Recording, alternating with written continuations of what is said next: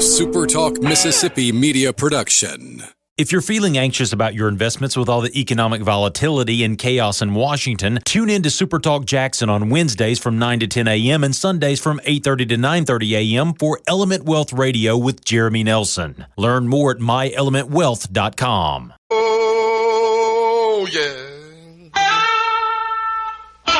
Good morning, Mississippi.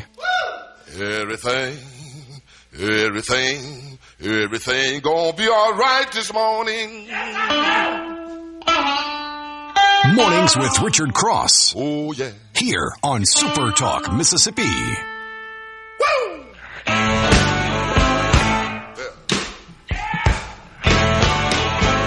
Now, when I was a young boy,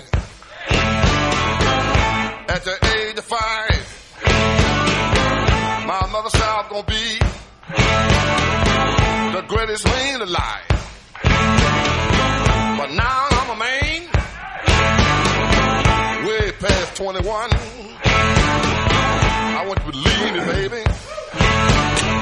Good morning. Welcome in. Welcome to the start of a new week on SuperTalk Mississippi. This is Mornings with Richard Cross alongside Lance Tolbert. I'm Richard. Thanks for joining us as we get things rolling on this 8th day of June, 2026. Hope you had a great weekend. Weather, I think, cooperated across Mississippi for the most part. Love to hear from you this morning. C-Spire text line is the best way for you to connect with us. The number is 601-879-4395. And the one plan from C-Spire is here. Fiber, home, internet, and wireless. Only $99 a month for new and current C-Spire customers. One plan, one price, one experience with zero compromises. Get started now at cspire.com/one plan. Mornings is presented by Community Bank. Online at communitybank.net, rooted in our community. Lance, good morning. Good morning, RC. Big time. What's shaking, buddy? Big time weekend, wasn't it, man? It was like action-packed. A lot of baseball this weekend. I think I'm seeing triple, man. Goodness gracious, I watched so much baseball. I'm with you. I was there. I was just sharing with you a second ago. You said, well, did you have a good laid-back weekend? Yeah, I didn't want to get into it too deep once you told me where you'd been. I'm like, oh, that's going to be good radio. Yeah. So I guess when we left each other on Thursday, my plan was, hey, got some work around the house I need to do. Got some yard work I need to do. Been going pretty hard, ready to just kind of prop my feet up, be around the house. And that sounded like a really good plan. And it was a good plan. But Friday morning, kind of woke up with a little bit of an itch.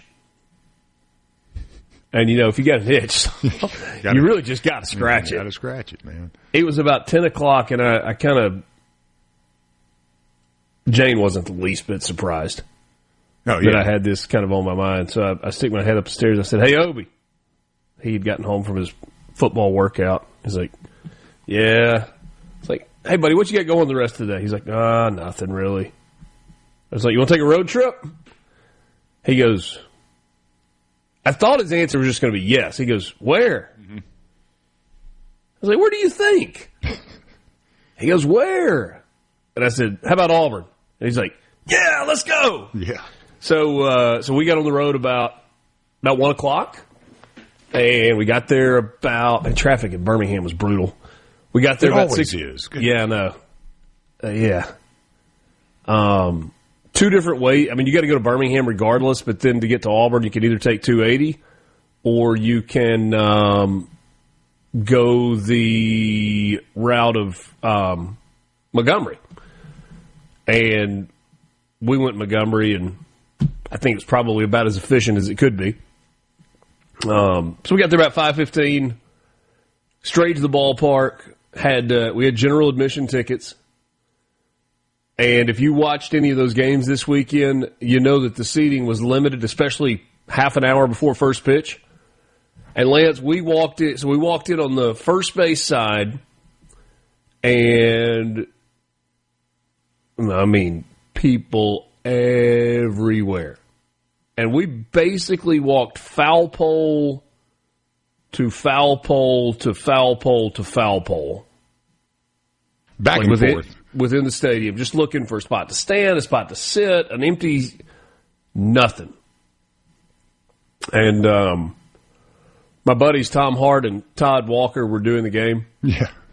And I slid up and we sat in the TV booth, or kind of stood on the stairs in the TV booth on Friday night. So that worked out okay. And then we were able to get tickets on Saturday, so we had a seat. And man, it was a big tip of the cap to Auburn. It's changed a lot. Oh. Man, well, I love listening to Todd Walker talk about his time. I think it was probably his 92, 93 when he had gone over to Auburn. Auburn was in the hunt for a regional for the first time, I think, in quite a while. That was my senior year in high school.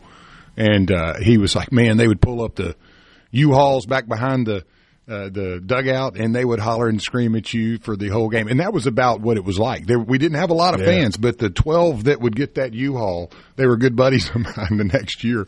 But he was like, man, it's changed a lot. It has. It looks great.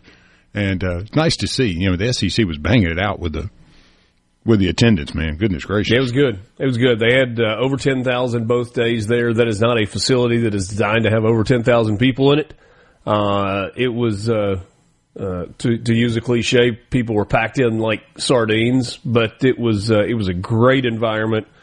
We'll get into the results coming up in just a little bit in the Pearl River Resort sports update this morning. But a few things we need to do as we get going.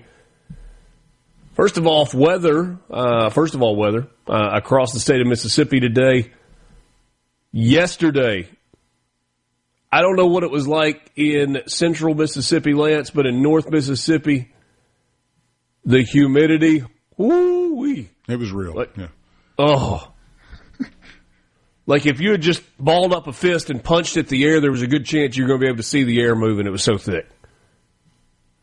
I think you could see the air. I mean, down here, you could cut it with a knife. Yeah, it was soupy. I am not as prone to wanting to get a workout as Jane is of any kind. But sometimes I'm a team player. And yesterday I even said, hey, why don't we go for a walk? She was like, yeah, let's do that. So this was middle of the afternoon, kind of lull and all the baseball stuff yesterday. So I had tennis shoes on and we walked outside. Or I guess she had gone out first and she was like, I don't know if I want to do this. It's like, we're going to go for a walk inside a sauna with zero air movement. Oh. Are you going to have more of that today? Mid to upper 80s in Oxford with a low overnight around 70. Some isolated thunderstorms are possible, especially this afternoon and this evening. Going to be humid with a chance of showers and light winds. In Meridian, 88 degrees for your high temperature today.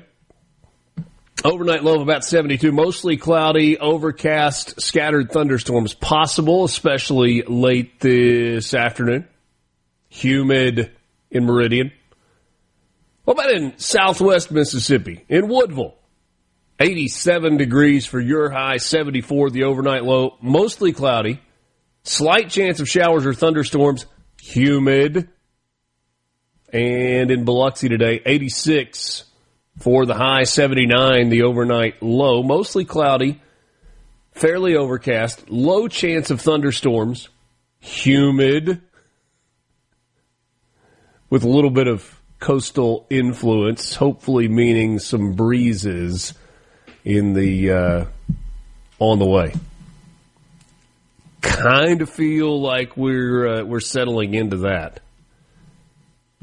Yeah, all the rain we're getting too, man. That's my tomatoes have been rotting on me. Been throwing stuff out. Too much rain. Yeah, too much dang rain and inconsistent. That's the thing. You water it, and then all of a sudden you get a gully washer, and then you go, well, let's go rain today, and then you don't water them for a little while, and then it doesn't rain on you. So it's just been it's kind of been like figuring out a Rubik's Cube with the garden this year. An inexact science. Yes, definitely. I'm going to have to do some fertilizing, and stabilizing, I think. There you go. Kanye West was born on this day in 1977. The rapper, producer, songwriter, fashion designer, One of the most influential, I suppose, and controversial figures in hip-hop, known for albums like The College Dropout, My Beautiful Dark Twisted Fantasy, and hit songs such as Stronger. He founded the Yeezy brand. Hey, man, my music saved the world, and aliens are made out of peanut butter and Skittles, man. He's an odd bird. Yes. I love it when he starts talking. You're like, all right, somebody make sure you're hitting record.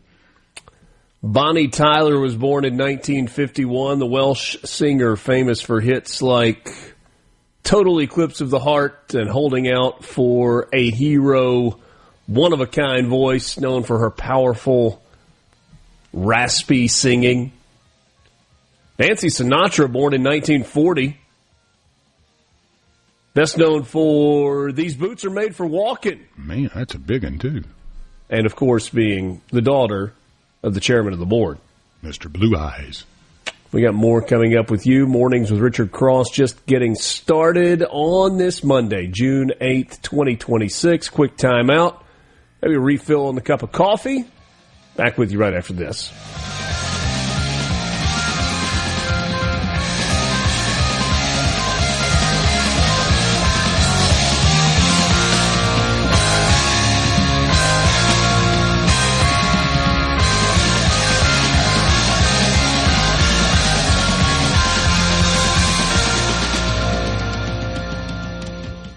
From the Venable Glass. Check this out. Now, what can be offered to you? Mornings with Richard Cross. Information. Super Talk, Mississippi.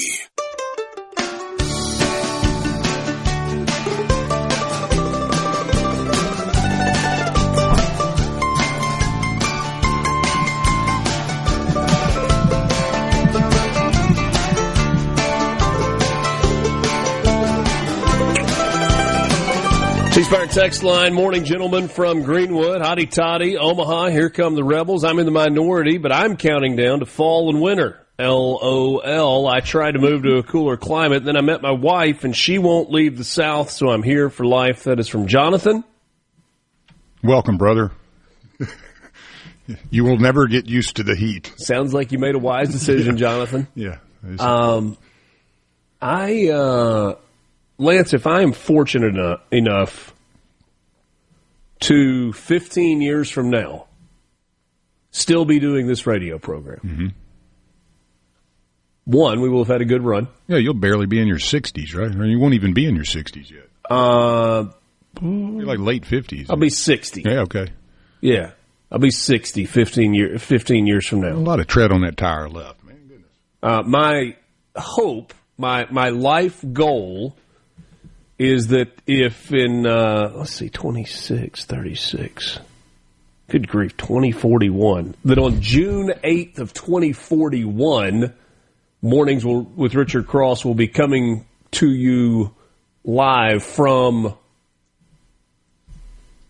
Cashers, North Carolina. Oh, okay. You're a mountain man. Telluride, Colorado. Mountain man. Big Sky, Montana. Whitefish, Montana. Jackson Hole, Wyoming. Have you a little peppery and salty beard, you know? Somewhere.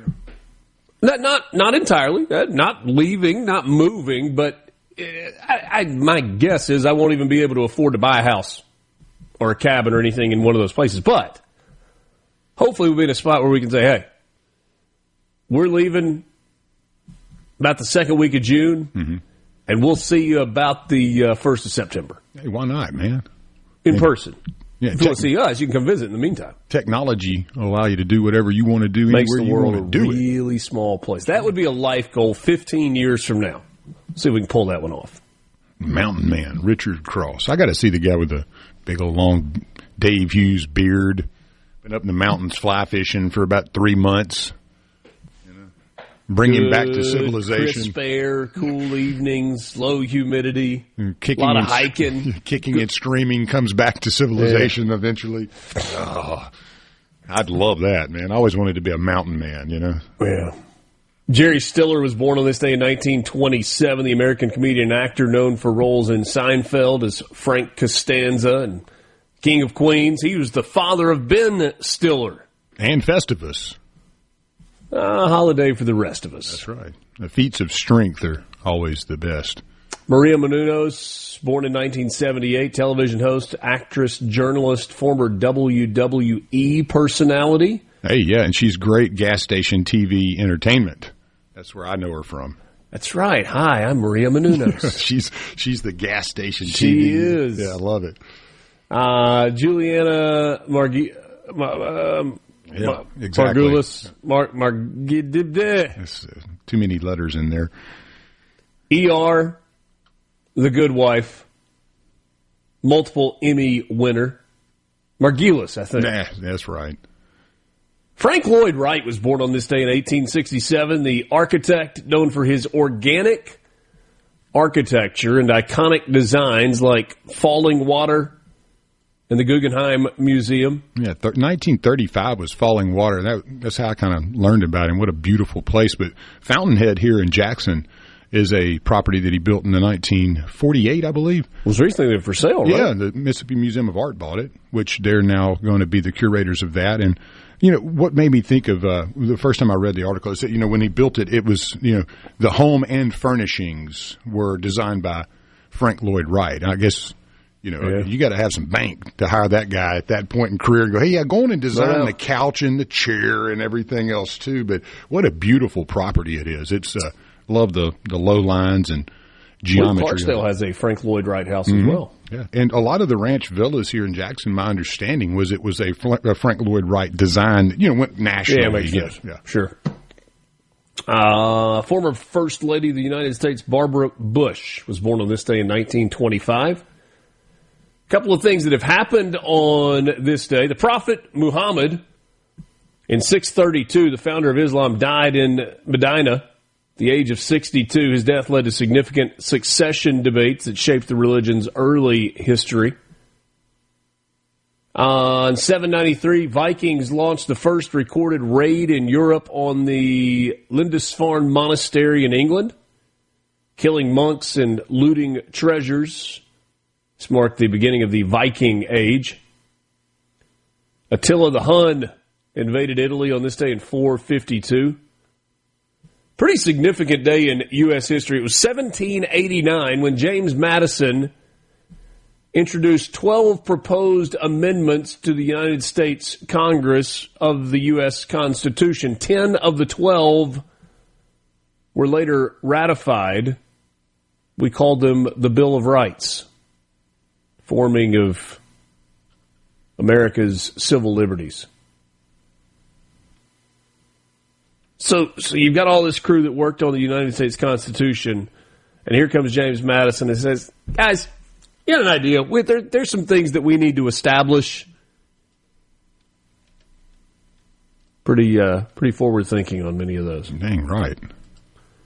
1949, George Orwell's dystopian novel 1984 is published, introducing concepts like Big Brother that remain culturally relevant today. Here's something crazy.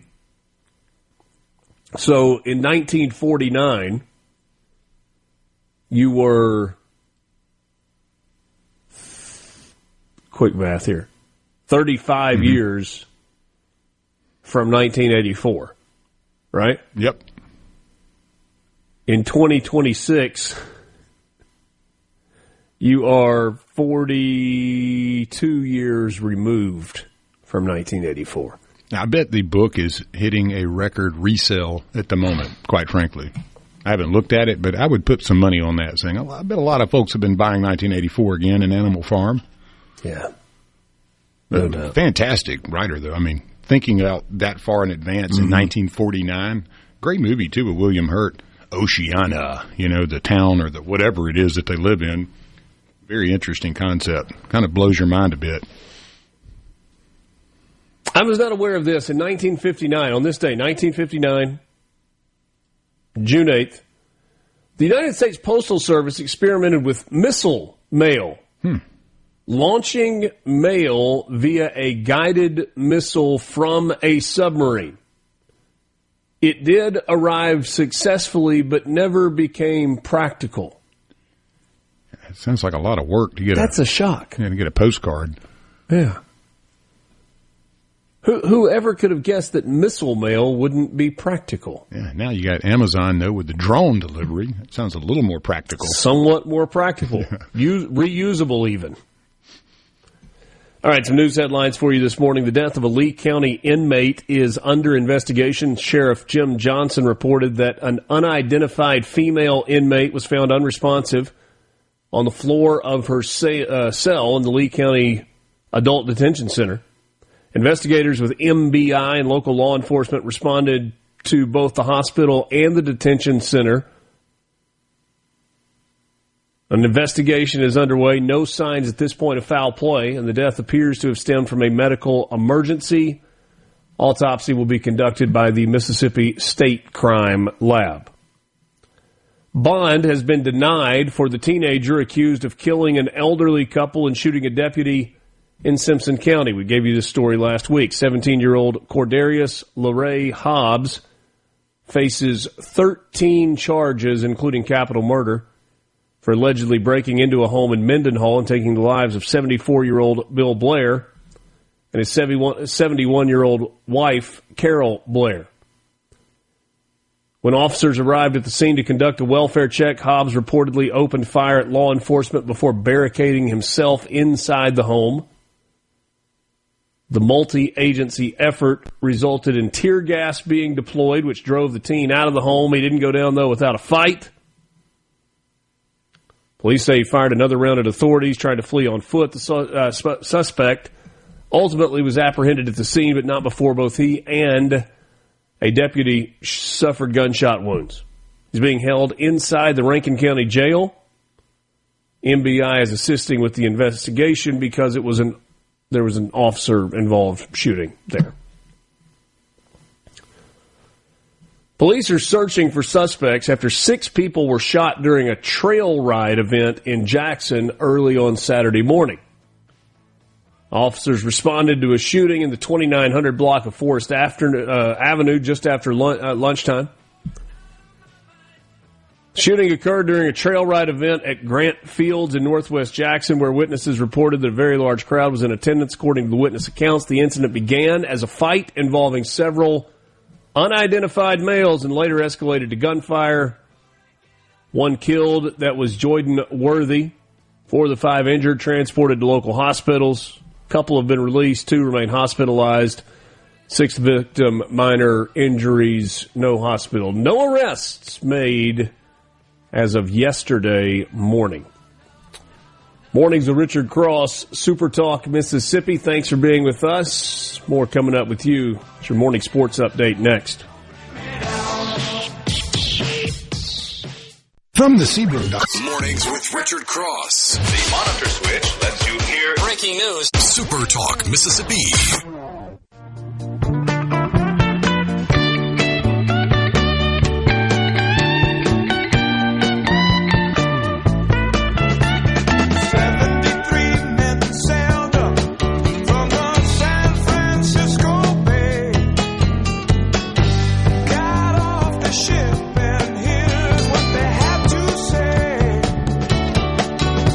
Welcome back. This is Mornings with Richard Cross on SuperTalk, Mississippi. A pleasure to be with you as we start a new week on this 8th day of June, 2026. One more thing I wanted to work in you for news headlines. School may be out for the summer, but parents who are planning to or would like to save a little money on back-to-school supplies, you have the Mississippi tax-free holiday coming up the 10th through the 12th of July. Those are the dates for the back-to-school sales tax holiday. You can stock up on your child's school supplies and their wardrobe while saving money during the tax holiday. Some of the most common items purchased include backpacks, folders, calculators, paper, shoes, shirts, shorts, all the back-to-school necessities.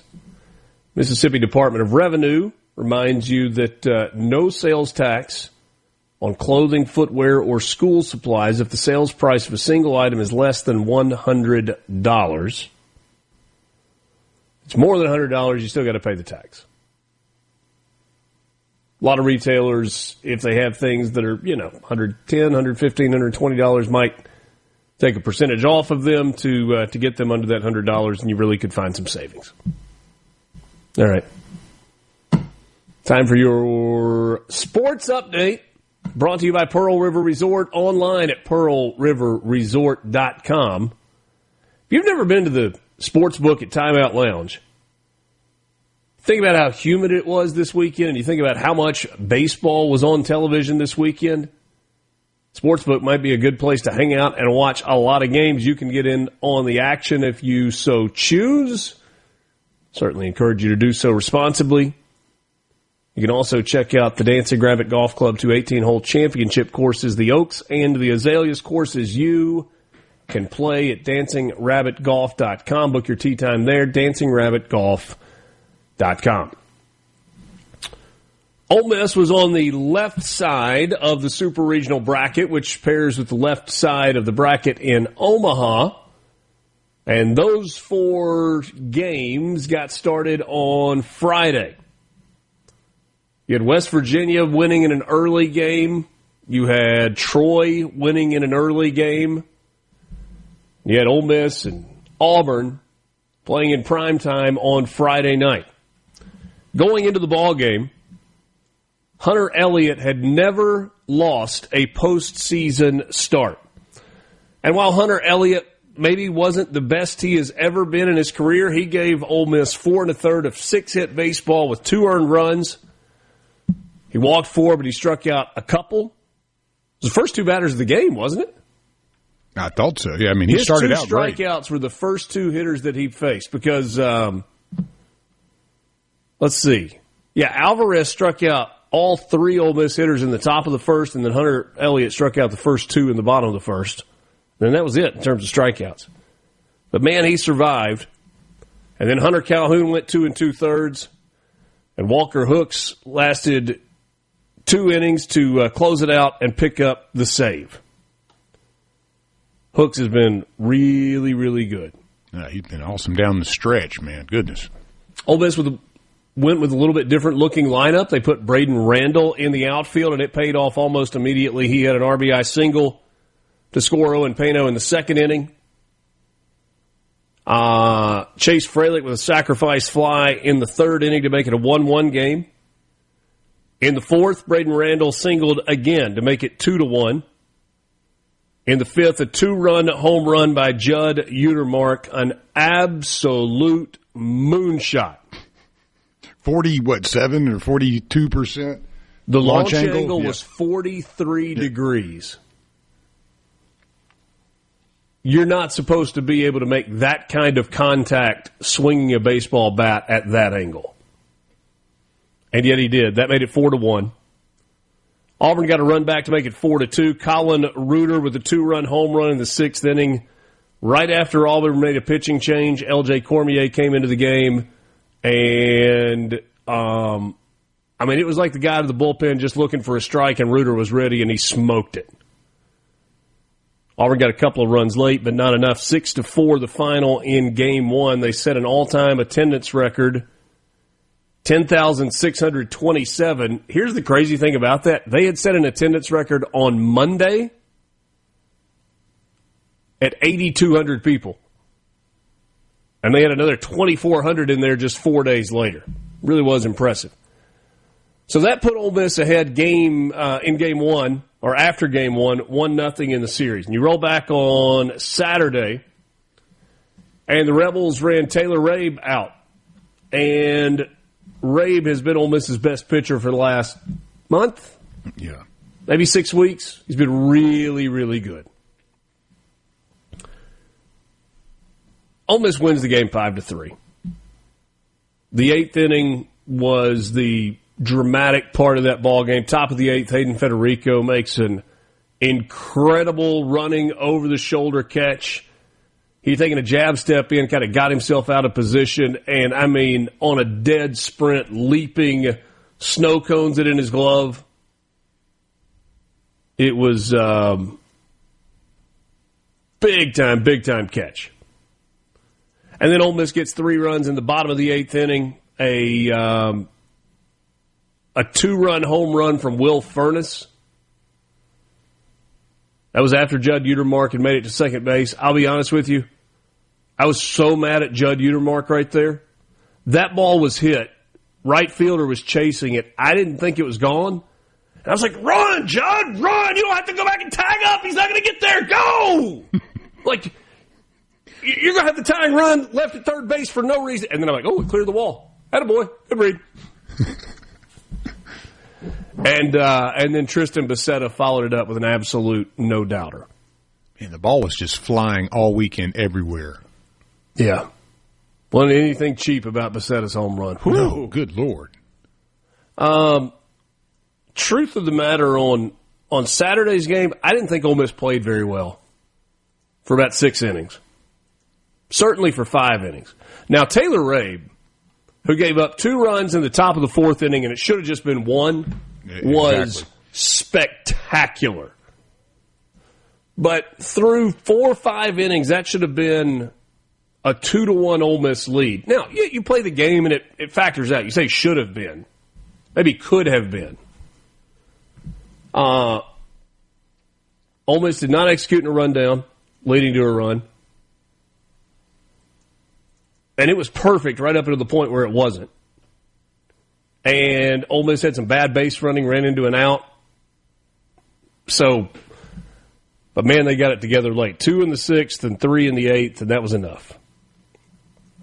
Rabe was good. Walker Hooks pitched in consecutive days. J.P. Robertson got the win for Ole Miss. So that was Auburn. Ole Miss headed to the College World Series. They will take on the University of North Carolina in Game 1. Team that they have played 4 times in postseason baseball, and they're 4-0 against all time. But it's been a long time. We're not going to have time to do all of this right here. We'll continue it. Mississippi State was in Georgia. They were on the right side of the bracket. Bulldogs is the number 14 seed. Were paired with the 3 seed. That was Georgia. They played Georgia 4 times during the regular season and SEC tournament. And the Bulldogs were 0-4 against the Georgia Bulldogs. In Game 1 of the Athens Super Regional, man, you had a slugfest. The starter for Mississippi State was Tomas Valinkas. Jonathan Volchko was on the mound for Georgia. Both pitchers had been really, really good. Scoreless in the first. And then here comes Mississippi State. They put 6 on the board in the second inning of that game. Just bang, bang, bang, bang, bang. And it's like, wow. And then the Bulldogs had a run in the 4th inning. It is 7-0. And I'm asking, Obi and I are watching the game. He's like, man, should Georgia just like save all their pitching for tomorrow? Like just mail it in? Can you just stop playing? I was like, no, you can't. You got to play it out. And I did tell him, I was like, Obi, man, Georgia can really swing it. Like there's a lot of baseball left. Who knew just how much? So Mississippi State led it 7-0 after 4 and after 5. Well, I should say going to the bottom of the 4th. And then after 5, it was 9-7 Georgia. But the Bulldogs did not collapse. They got 2 runs in the 6th, and Georgia got 1 in the 6th. State got a run in the 7th, held Georgia scoreless. State got 2 runs in the 8th. Georgia answered with 3 runs in the bottom of the 8th. 13-12. Mississippi State, 12 runs on 15 hits with no errors. Georgia had 13 runs on 16 hits with 2 errors, and they emerged a winner after game number 1. We'll talk about tomorrow's game when we come back, plus your Mississippi Lottery update. That is your morning sports update brought to you by Pearl River Resort. We're back right after this.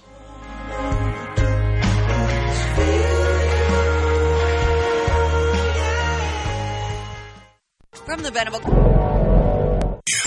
Mornings with Richard Cross. Let's get on with the show. Check it out. Super Talk, Mississippi.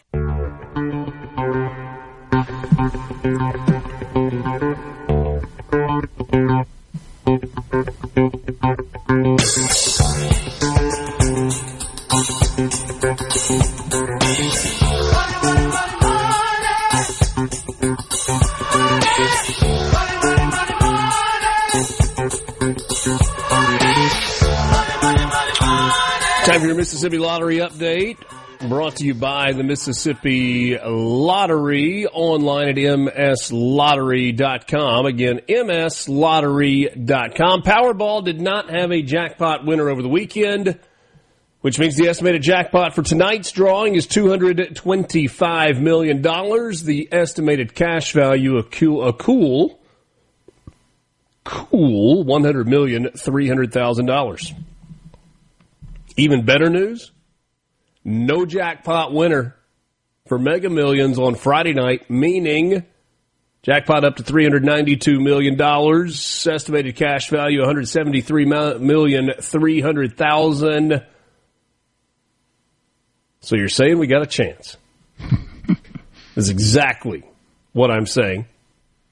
We did have a Mississippi Match 5 jackpot winner on Saturday, a ticket purchased at Blue Sky and Amory, matched 5 of 5 numbers to win the $58,000 jackpot. Congratulations on that. The lottery claims office paid out a measly $392,000 last week. Got to get it in their pocket. Retailers paid out $4.9 million. That is your Mississippi Lottery update, online mslottery.com.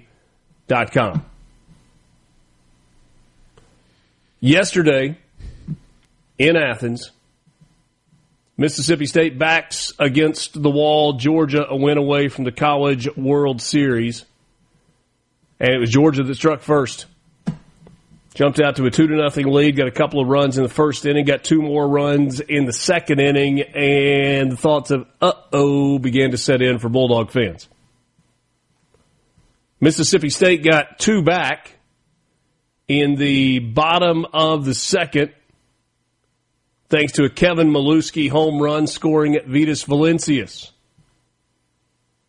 But then Auburn added a run in the third, and a run in the fourth, and a run in the fifth, and it's not looking great. Valencias hit a home run in the 6th inning to make it 7-3.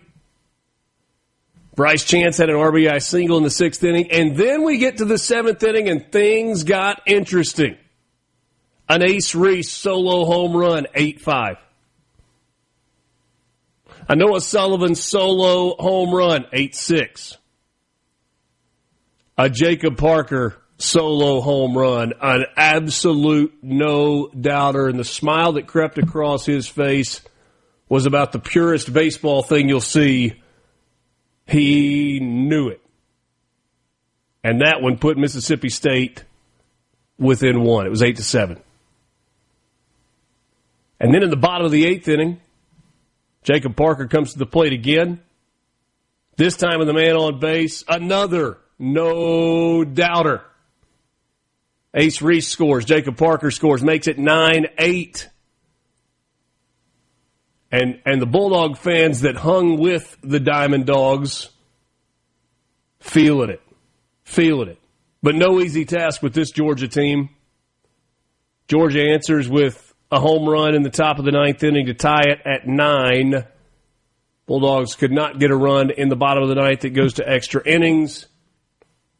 And the guy that is going to win the Golden Spikes Award, Daniel Jackson, hits a home run down the left field line, scoring Trey Phelps, putting Georgia ahead 11-9. And despite an incredible game by Jacob Parker, he strikes out to end it for Mississippi State. Daniel Jackson for Georgia now has 31 home runs and 26 stolen bases. One player in the history of college baseball is a member of the 30-30 club. J.D. Drew at Florida State. No catcher even close. Quality baseball player, Lance. Oh, he's amazing, man. I played with some good ones, but watching that kid play, especially behind the plate, too. I mean, you're not known for being able to run, being able to hit for power, do everything so well, and be a top-notch catcher. That's unique, you know? No. So, tip of the cap to him. He's a lot of fun to watch. And, man, if you could just clone that cat, you know? Yeah, no doubt. Same with Parker, though. I mean, I can't – honestly, the next couple of years, I don't see the guy making it to his senior year. No. But, man, I mean, he is going not. to be so much fun to watch break records. I mean, he is just a pure player. Love watching that. Texas punched its ticket to the College World Series last night with a 6-5 win over Oregon. Alabama St. John suspended. Alabama leading that one 7-2. Kansas Oklahoma suspended with Oklahoma leading 8-1. So we got two results outstanding. North Carolina needed 3 games, but they got a 4-3 win, dramatic fashion over USC. Ole Miss and North Carolina will play on Friday at the College World Series. Most likely in the night game, but we'll get official word once the other games go final later today. What a college baseball weekend. Back with you after this. Mornings with Richard Cross, SuperTalk Mississippi, 7 o'clock hour on the way. The views and opinions expressed by the hosts, guests, and callers on this show are not the opinions of TeleSouth Communications, its management, or advertisers. Reaching across the state and across the aisle. Mornings with Richard Cross on SuperTalk Mississippi. She traveled all around, all across this country. Met a lot of people, made a lot of friends. She got the feeling of a swamp playing running through blood. She going back home, but she don't know when.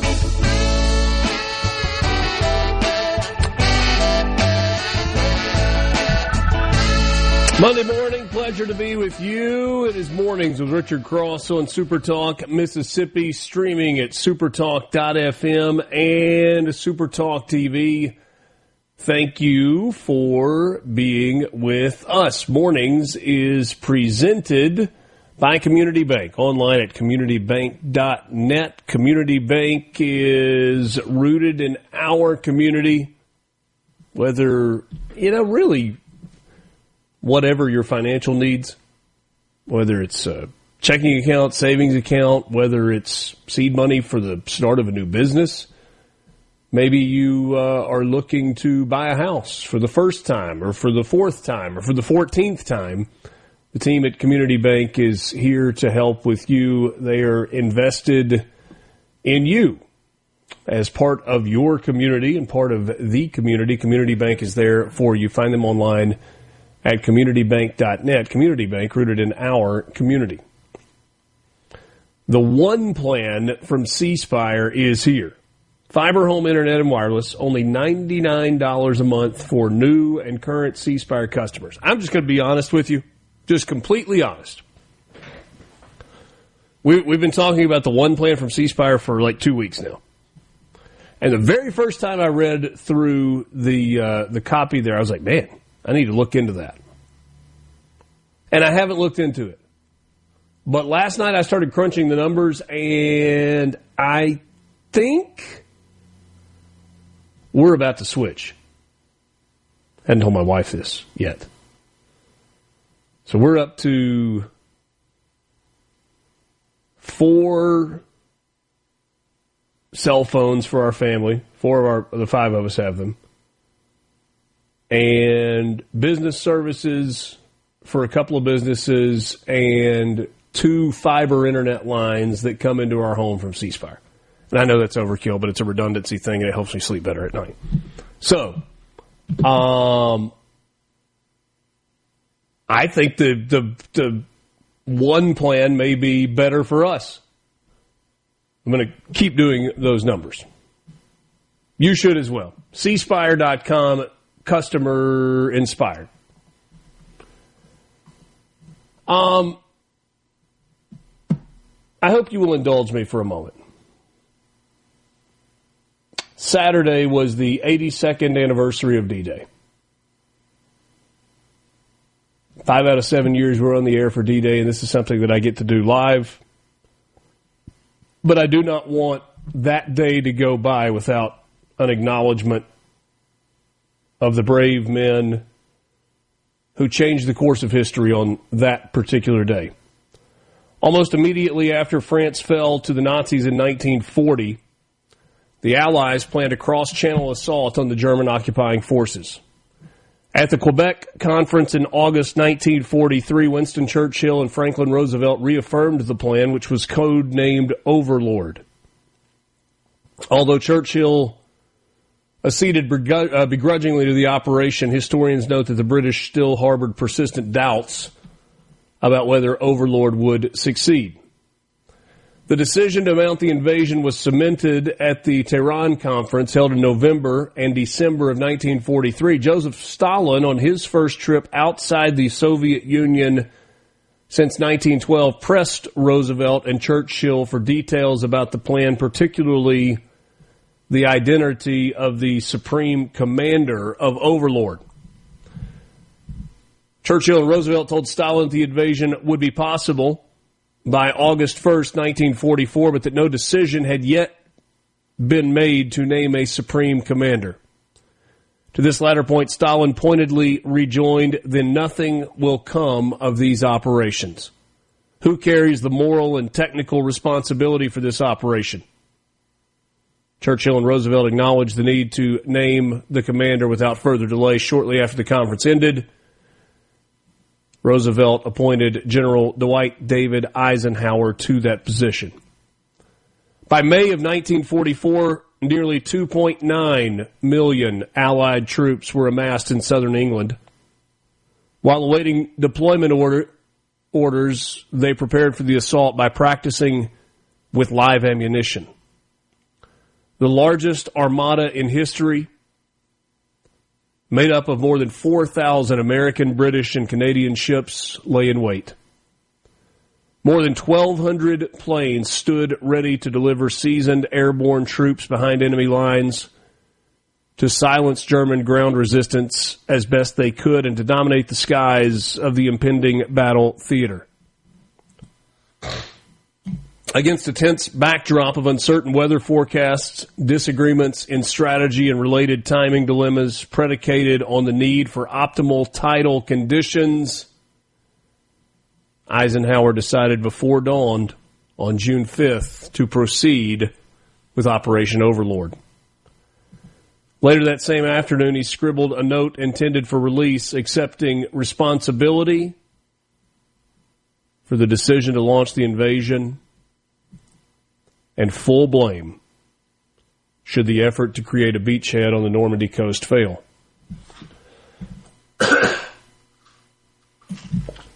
How's that for leadership? Much more polished in his printed order of the day for June 6, 1944, which Eisenhower began drafting in February. The order was distributed to the 175,000-member expeditionary force on the eve of the invasion. The address from General Dwight D. Eisenhower read like this: Soldiers, sailors, and airmen of the Allied Expeditionary Force, you are about to embark upon the great crusade toward which we have striven these many months. The eyes of the world are upon you. The hope and prayers of liberty-loving people everywhere march with you. In company with our brave allies and brothers in arms on other fronts, you will bring about the destruction of the German war machine, the elimination of Nazi tyranny over the oppressed peoples of Europe, and security for ourselves in a free world. Your task will not be an easy one. Your enemy is well trained, well equipped, and battle hardened. He will fight savagely. But this is the year 1944. Much has happened since the Nazi triumphs of 1940-41. The United Nations have inflicted upon the Germans great defeats in open battle, man to man. Our air offensive has seriously reduced their strength in the air and their capacity to wage war on the ground. Our home fronts have given us an overwhelming superiority in weapons and munitions of war and placed at our disposal great reserves of trained fighting men. The tide has turned. The free men of the world are marching together to victory. I have full confidence in your courage, devotion to duty, and skill in battle. we will accept nothing less than full victory. Good luck, and let us beseech the blessing of Almighty God upon this great and noble undertaking. Signed, Dwight D. Eisenhower. 82 years and 2 days ago. The beaches of Normandy. If you have seen them in person, you can look out into the North Atlantic and wonder how in the world did they accomplish what they accomplished. There are still remnants on the beaches, Omaha and Juneau, and you can see just big pieces of steel and other trash along the way. They were supposed to make it hard for an invasion, a beachhead invasion. And you could see the walls that they had to scale as they came from boats. And you wonder, how did they have the courage to do it? And yet they did. And it turned the tide. It was not an easy finish. It was not a fast finish, but it was the turning of the tide, as General Dwight D. Eisenhower wrote in that letter to the 175,000 men of the invading force on D-Day. God bless every one of them. May their legacies live on forever. And may those of you who have family that were part of that invasion always honor them for the sacrifice that they made, not just for our country, but for the world. Mornings of Richard Cross, Super Talk, Mississippi. We are back with you right after this.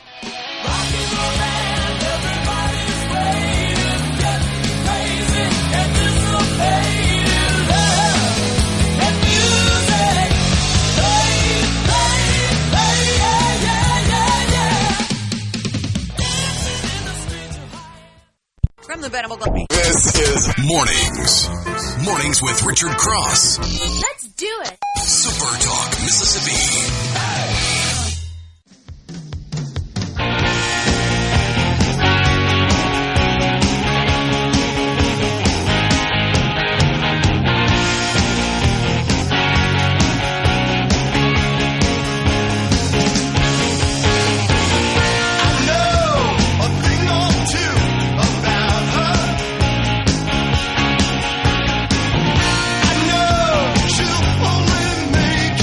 Good to be with you. Mornings with Richard Cross, Super Talk, Mississippi, streaming at supertalk.fm and SuperTalk TV. If you haven't been to Normandy, you must go. It will change you, writes Jim on the C Spire text line. I concur. Lance and I were talking about that during the break. Lance was talking about a place internationally that is at the top of the list that he would like to travel. I was fortunate enough to get to make a trip to Europe, when I was in college. I mean, almost 25 years ago. And vividly remember the time in Normandy, out at the beaches. I've told this story before, but, I mean, that day it was, I don't know, in the low 80s. Sun was out. Hot in kind of downtown Normandy. Then you go out to the beaches, and that wind starts whipping off the North Atlantic. You get down to beach level, and Lance, it was like it had dropped 30 degrees, and a cloud layer had rolled in, and it felt like, man, this must be what it was like on D-Day. Mm-hmm. Yeah, the debates, the weather and everything, and going back to the Eisenhower statement, and you were standing there looking out in that open ocean and wind and cold and it's just one of those things where what a leader to take such responsibility for the failure or the success of the operation. And I mean, looking back, Stalin, made a great point. If you don't name somebody that's in charge of this morally and ethically and the logistics, it ain't nothing going to happen. No. So a great choice in Eisenhower, obviously, but just the power of the message and the weight of the responsibility. I don't think we ever, maybe sometimes don't consider how big that was, that responsibility. And to be so confident in his men and the Allies themselves also had a great impact, I believe, on the success of those operations. Yeah. And so we fast forward to today. We've had this ceasefire since April in the Middle East between the United States and Iran and Israel. And there have been little skirmishes kind of back and forth, and every time the President of the United States, Donald Trump's like, I don't really think it's a violation. We've talked in detail about this, right? I mean, that okay, you're negotiating with one group, and the group that you're negotiating with, yes, they are on board with the ceasefire, and they're kind of negotiating in good faith, but they can't control all the factions in Iran. And somebody might fire something off at Israel, and Israel gets mad, and they fire something back, and they get the stuff with Hezbollah going on over in Lebanon. And, you're really trying to herd cats in terms of maintaining a ceasefire. Well, Iran and Israel have made the process of herding cats more difficult. Iran and Iran-backed Houthi rebels claimed an attack on Israel and said Israel-affiliated vessels would again be a target in the Red Sea. Tehran had warned of retaliation after Israel struck Beirut's southern suburbs without warning earlier on Sunday.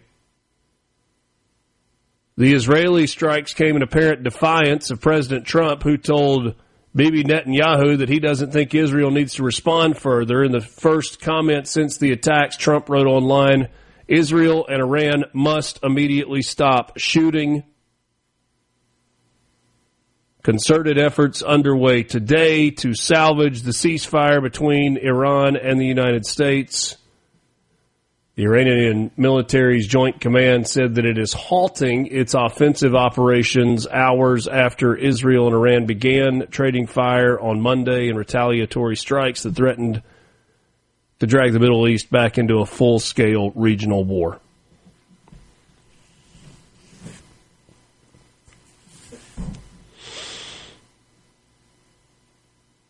I don't know what your first reaction is. And your first reaction is not always your best reaction. But is there part of you that just looks at that and go, you know what? Just let them blow each other up. That's first reaction.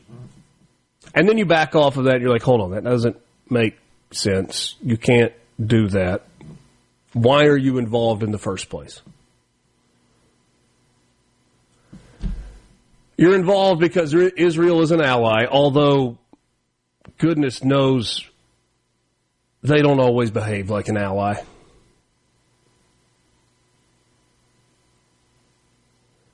Bibi Netanyahu is testing the boundaries of the relationship not only with the United States, but also with the President of the United States.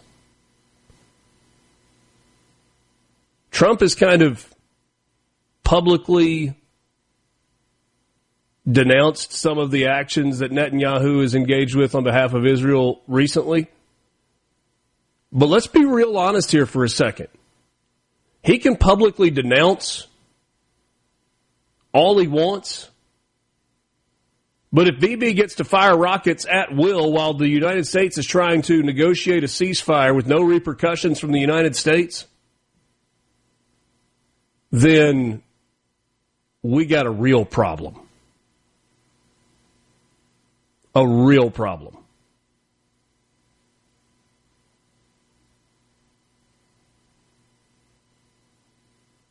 The Iranians hate the Israelis with every fiber of their being.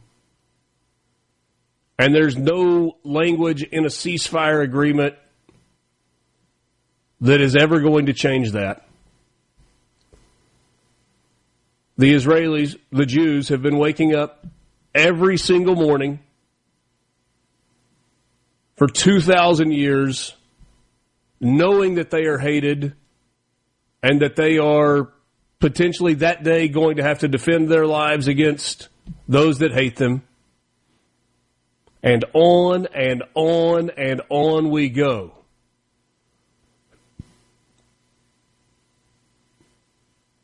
It is undeniable, even to this day, that the United States is a safer place when Iran does not have the capability of a nuclear weapon.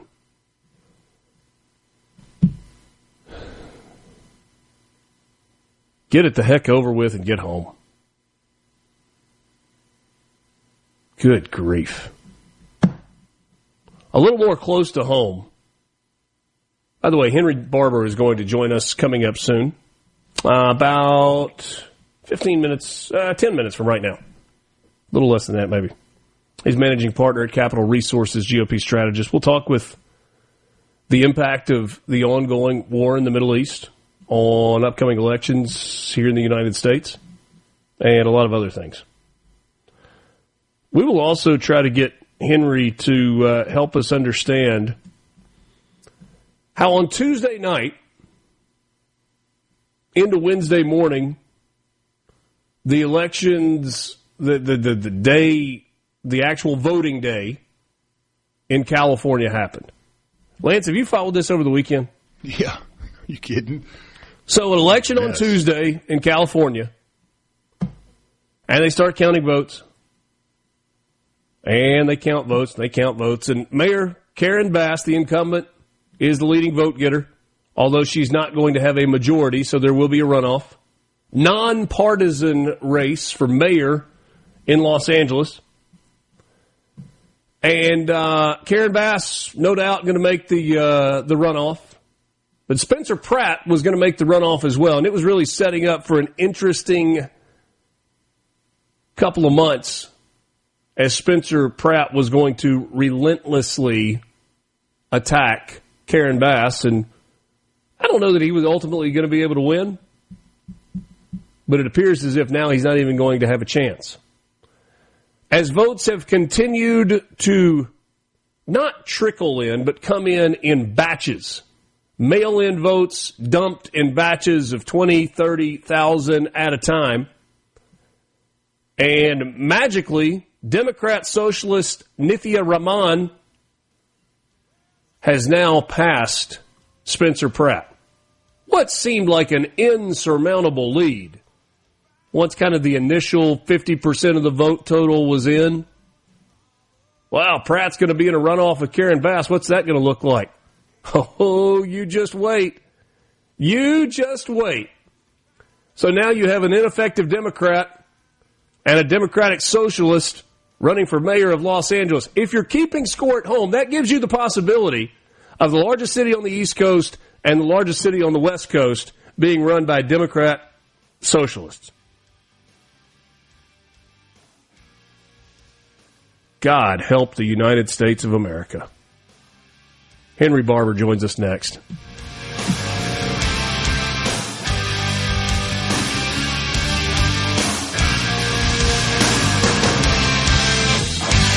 From the Seaboard. Since you're up early, you get the news first. Back to Mornings with Richard Cross on SuperTalk Mississippi and the SuperTalk app.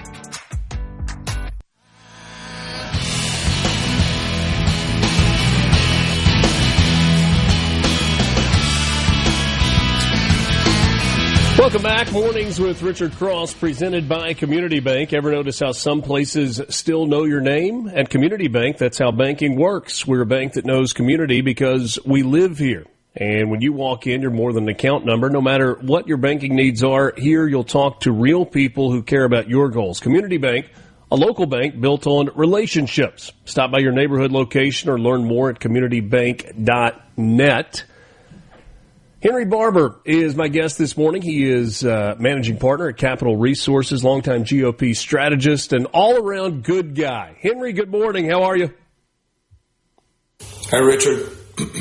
Always a pleasure to visit with you, and I think we've got a lot to get into today. we have had primaries in a lot of states across the country, starting to get a little better of idea of what November is going to look like in midterms that may be scary for Republicans in Congress. What is your read at this point as you kind of tabulate the numbers nationally and you try to kind of figure out what these races may look like? Well, the first thing I would say is this is a tough election cycle for Republicans. Historically, if you've got a new president, which we kind of have a new president, he's in his first term of his second time to get elected, I guess. But typically that's when the party in power loses seats. If you look back at 2018 after Trump had won in 2016, Republicans just got hammered. We lost the House. We lost something like 50 seats. It was pretty ugly. And I think you got to keep that in mind. And then meanwhile, Trump's approval rating is about 40%. I will say it's higher than Democrats nationally, but it's a problem. And another problem for Republicans is Trump's not on the ticket. Trump has been the guy who's been able to turn out big numbers. If you think about 16, if you think about 2024 when he won, those were good years for somebody to run for the House or the Senate if you were a Republican, or run for governor for that matter. So we don't have Trump on the ballot. And then meanwhile, we've got this big mess that's affecting us economically in Iran. And I don't know how else to explain it, but to call it a big mess. And I heard you earlier, talking about Israel, and they're being very aggressive, and they see this as an opportunity to really push their agenda, which their agenda is to keep themselves alive. And they got a lot of folks around them who really don't want Israel to exist, and Iran being the lead on that. And so there's a lot of volatility, and of course that's pushed up the price of gas, $5 a gallon, which Trump didn't really help matters when he called that peanuts. They're just, this is a tough cycle. And, I think we are likely, we being Republicans, to lose the House. I think we are likely to hold the Senate. And you got 36 governor's races, which of course are, fascinating and important, and a number of toss-up races, across the country, for governor. So a lot going on. And can Trump stay on message? Can Trump get a deal with Iran, get the Strait of Hormuz, and, get oil flowing out of the Persian Gulf again? Lot of unknowns. And then you got all this redistricting stuff that's occurred that has played mostly to Republicans' advantage.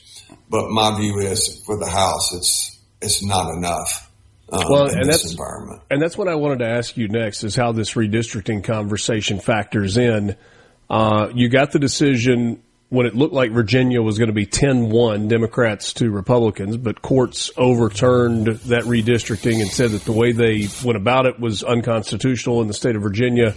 And so you're probably still going to be 5-4 there. It looks like you're going to pick up a seat in Louisiana, probably going to pick up a seat in Alabama, going to pick up some seats in Florida, but you don't think net that's going to be enough for Republicans to hold on to the House? My experiences in running campaigns is the toughest thing out there is what's the political environment. It just has this overall impact. And obviously redistricting has helped Republicans. But my view is based on where we are today, Democrats on the generic congressional ballot lead by about 7 points. In one poll, New York Times poll had it at about 11. And just seeing what's going on. Richard, I'm not optimistic that Mike Johnson will be the speaker come next year. And obviously that's going to give Democrats, Hakeem Jeffries from New York, control of the House, or control of the agenda. And it'll be a different thing. I mean, and if you look at what we've been able to accomplish the first 2 years with having the Senate and the House, it's going to be much more difficult. And I will say, Republicans in the Senate right now are not very happy with the president, and they've slowed his agenda down. And Trump, frankly, I think did it to himself. He got in the middle of these Senate races in, Texas, most recently, endorsing Ken Paxton, who I think is probably going to win, but is going to suck money off of other races because it's going to be a tough race. And Paxton's not a good fundraiser. He's got a lot of allegations of scandals. And Senator Cornyn was very loyal, in my opinion, to President Trump, voted with him 99% of the time. So it's a tough year. And there are a lot of interesting things going on, that catch voters' eyes and it just seems like more of that is going against us.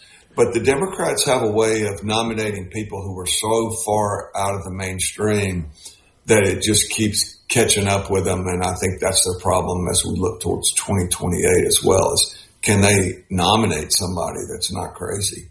Henry, there are a lot of Republicans across the country that are incredibly frustrated with Republicans in the Senate. And there are four in particular that stand out, and Susan Collins and Lisa Murkowski and Tom Tillis and from Kentucky that is on his way out. Goodness, I just had a brain block. Former leader of the Senate. Look at the longtime Kentucky Mitch McConnell. Sorry, Mitch McConnell is the other one whose name I couldn't come up with. That they think that these four You're Republicans, still young, Richard. Yeah, I know. I know. I'm not supposed to have that happen to me. That these four Republicans, quote unquote, are standing in the way of the president's agenda, and American people voted for the president's agenda to come in. Well, why is that? Well, I will say I think when the president stays focused on issues that tend to unite Republicans, he's not going to have any trouble. When he has, as part of his agenda, a $1.8 billion fund that could include January 6th felons, that's just highly problematic. And, whatever you think happened in 2020, the people that stormed and physically ran over Capitol Police on January 6th, don't need to get a check from taxpayers. And so there are some things that the president has put in his agenda that I think don't help his broader, more important agenda, which is, the economy. Let's get to a safe spot with Iran and where we're not firing missiles at one another. So the president can be his own worst enemy sometimes because he'll head down a good path and then he just can't help himself, and he gets off on an issue that I just don't think serves his interest or serves the interests of the voters. It's going to be interesting to see if Democrats can stay focused on an issue that probably will be a winning issue for them if they stay focused on the economy, or if, to your point just a second ago, they continue to have super left-wing candidates that talk about issues that are not terribly important to the majority of Americans. We'll continue the conversation with Henry Barbour, GOP strategist. He's managing partner at Capital Resources and has been active in both Mississippi and national politics for a long time. We got more coming up with you right after this. Mornings with Richard Cross, Super Talk, Mississippi.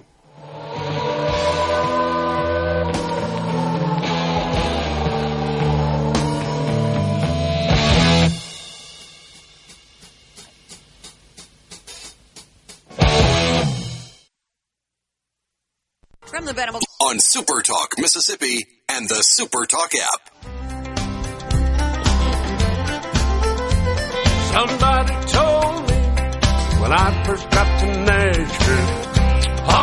Mornings with Richard Cross. Henry Barbour is my guest this hour of the show. Today and every day is brought to you by MWG Employer Services. Running a business is tough, and if you're struggling with HR, benefits, and payroll, you're not alone. That's where MWG Employer Services comes in. They can provide a full range of employer services plus a custom plan that fits you. Give them a call today, 601-206-7966, or go to MWGEmployerServices.com.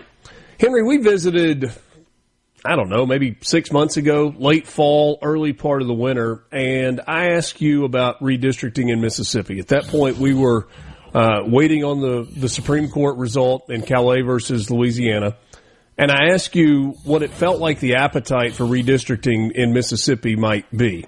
Congressional redistricting, particularly with the 2nd Congressional District where Benny Thompson is the representative. You told me at the time that you didn't hear a lot of conversation about that, and you didn't think that there was a lot of appetite for the redistricting in Mississippi at the time. Has your opinion changed on that over the last couple of months as we've seen that ruling be handed down? Well, certainly since the ruling, there are a lot of people talking about the 2nd District and thinking about the 2nd District. And there are some people who want that to happen this year, and I think there are some practical hurdles that make that difficult at this point. But a lot of people thinking about it happening next year when legislature comes back, and it would affect, we'd have a race, I guess, in 27. And look, one thing Republicans unite on is that they would like to remove Benny Thompson from Congress. And so that's not hard. The question of whether you do it this year or next year, I think kind of split people. I would be in the camp of doing it next year. I think I heard Michael Watson on your show not that long ago. I think he said pretty much the same thing. I think that's right. But I don't know what they're going to do. I don't know exactly what Tate is thinking. I don't know what the folks in the legislature are thinking. But I do know we all want to get rid of Benny and wish him well, and he can go hunting all the time and, do whatever it is he wants to do, and us have somebody else. But that'll be fascinating to get into the details of how you would redraw it. Where do you pull from? Is all of a sudden DeSoto County going to be part of the, quote, 2nd District? There are a lot of ways you could carve it up. I do think I'm not a big fan of gerrymandering. Most people would not say they're a fan of gerrymandering. But I do think the Supreme Court is right that, politics is allowed to be played in redistricting. That is the reality of, you give the power to the legislature, and the legislature is going to think politically. And I don't think there's anything wrong with that. If they think, but I do think they need to be mindful of what's in the best interest of the state as they carve it up, and, being able to keep, things compact, not splitting up a lot of, counties and precincts and that kind of stuff that's just totally self-serving. Well, and the interesting thing about redistricting in Mississippi is it's not just legislative redistricting. You've also got the Supreme Court districts and the congressional. I mean, we're talking about congressional districts right now, but the potential legislative redistricting where the Senate lost a supermajority a year ago after the court said, hey, you got to redo this, but they said you got to redo it based on the old rules, not what the Supreme Court interpreted this time around. That's exactly right. No, I'm guilty of just kind of thinking about it from the congressional level. But yeah, that's right. The Democrats picked up Senate seats, and then Supreme Court has come back and said, nah, that was basically invalid. And so, yeah, that does certainly needs to be addressed. And there is a much larger appetite after all these rulings. There's no doubt about that. Richard, I just want to. I'm a Rebel fan, and I'm pleased about Ole Miss going to the College World Series. But I do want to say that the Mississippi State baseball team, they deserve a lot of credit for their weekend stand in Athens, Georgia. It was incredible baseball games, and they fought tooth and nail, and I was pulling for them, and I will say, like I say, I'm a Rebel fan, but Mississippi State deserves a lot of credit for what they did this weekend. It was two high-level, incredibly entertaining baseball games, and in some ways, if you're just a college baseball fan without a rooting interest, you feel like we were robbed of one more of those. If Mississippi State could have held on Sunday and forced a Game 3 on Monday, who knows how that might have gone. Henry, always a pleasure. Appreciate your time, and we'll catch up soon. Thanks, Richard. Take care, man. Henry Barbour, my guest. Mornings with Richard Cross. We've got more coming up with you. The show is presented every day by Community Bank online at communitybank.net. We're back after this.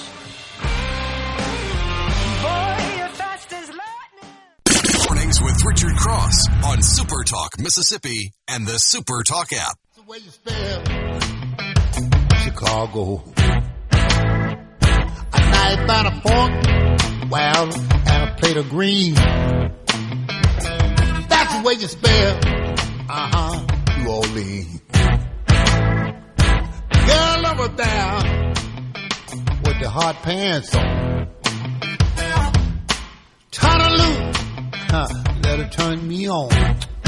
C-Spire text line is open to you. The one plan from C-Spire is here. Fiber home, internet, and wireless, only $99 a month for new and current C-Spire customers. One plan, one price, one experience with zero compromises.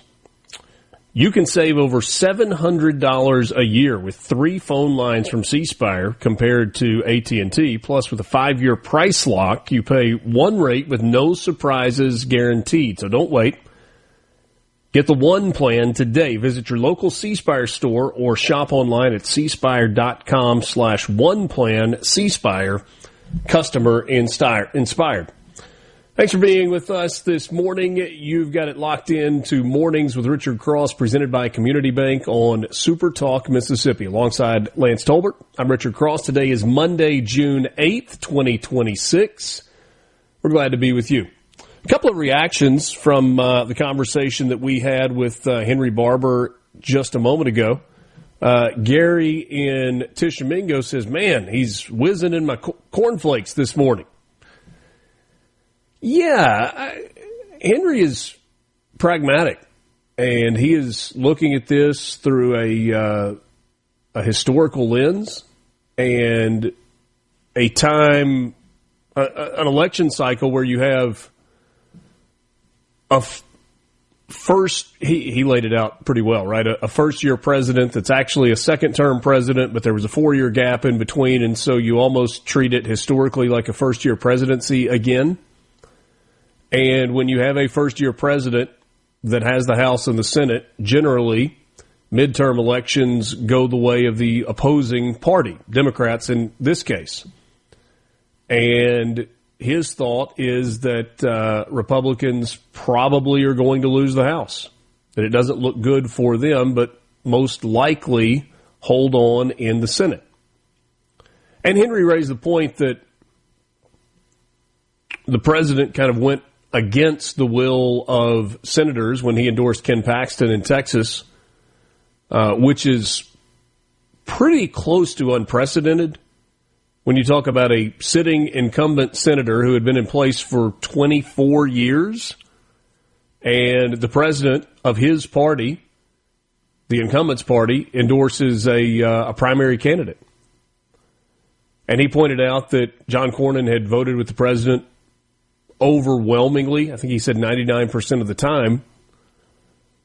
But he had not been universal in his support of President Trump's agenda. And what it was votes about related to January 6th. And he had the public quote where he said, the time has passed for Donald Trump as president. And Trump has a long memory. And he supported the opponent of John Cornyn. Bubba in Starkville says, Henry tells it like it is. That is refreshing. I agree with that. He's not trying to sell you something that you don't need, that you don't want. He's just kind of telling you the way that he sees it as he looks across the map right now at midterms, which will be here before we know it. We're sitting in June. We're 5 months away, almost to the day of midterm elections here in the United States. Mike in Gulfport says, I sure hope Henry is wrong on the House with all of the nut jobs voting for socialists. It certainly could happen. Yeah, and I don't think a Hakeem Jeffries Speaker of the House is something that any of us are looking forward to at all. Mornings with Richard Cross. We got lawsuits. That's how it works. When you don't get your way or when something happens that the president is behind and it's a president that you don't like, what do? You sue. 2 of them currently.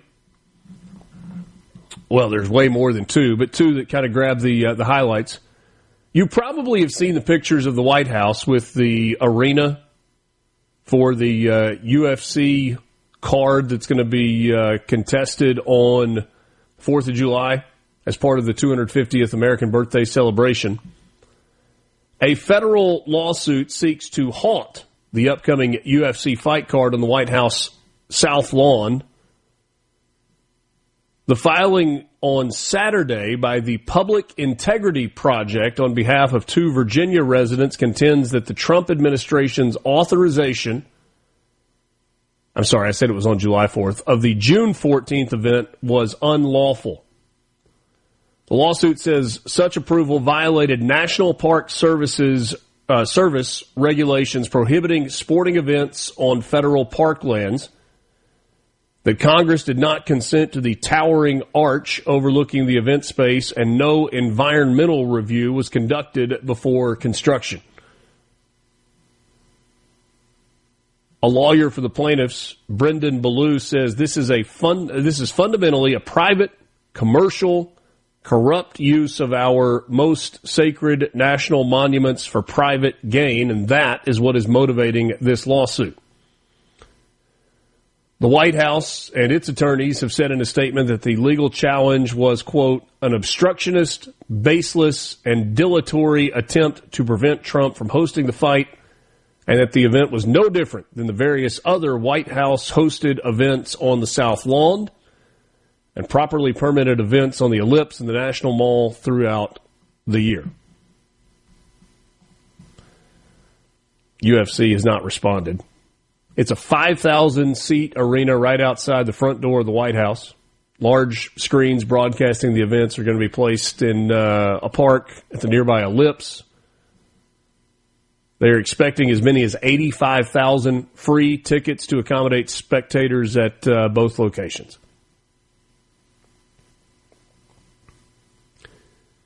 Can you look at the structure on the South Lawn of the White House and go, I don't love that. Not really an MMA guy, not really a UFC guy.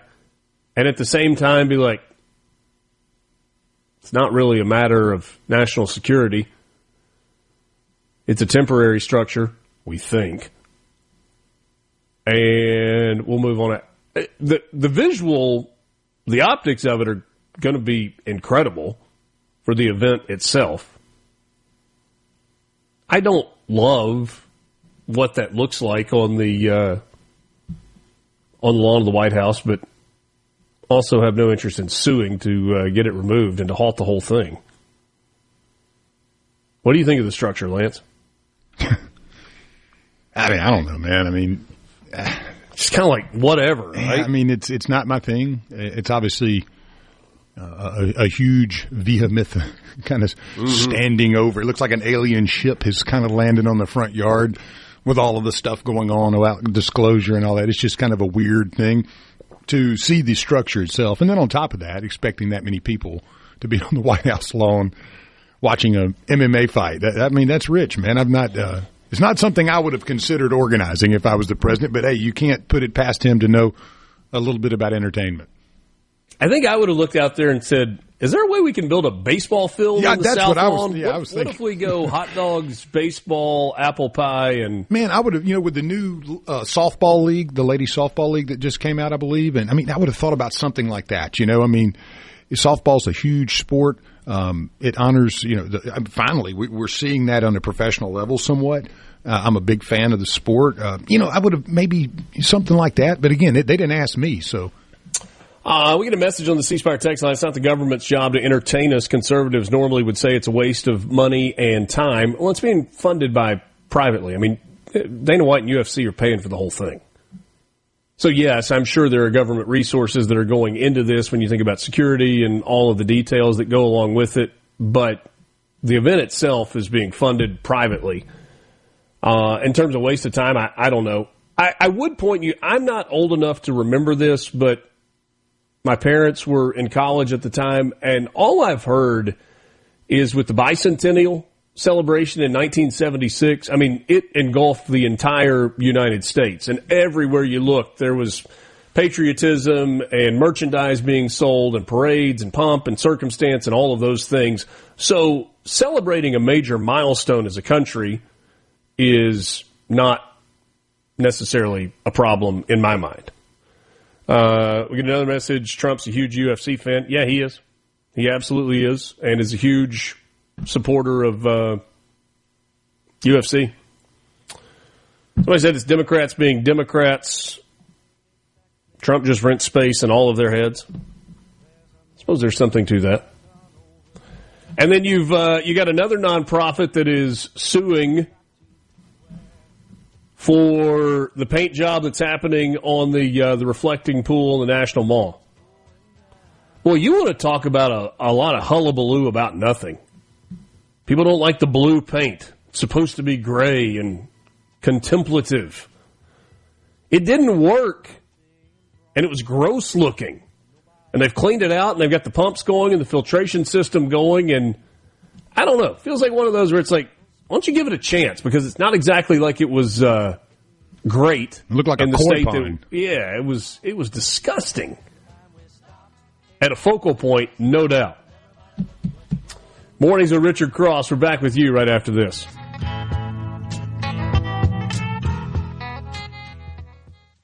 Good morning from the Venable. On your radio, on our app, or on your smart speaker. We're always free. SuperTalk Mississippi. Your home for Mornings with Richard Cross.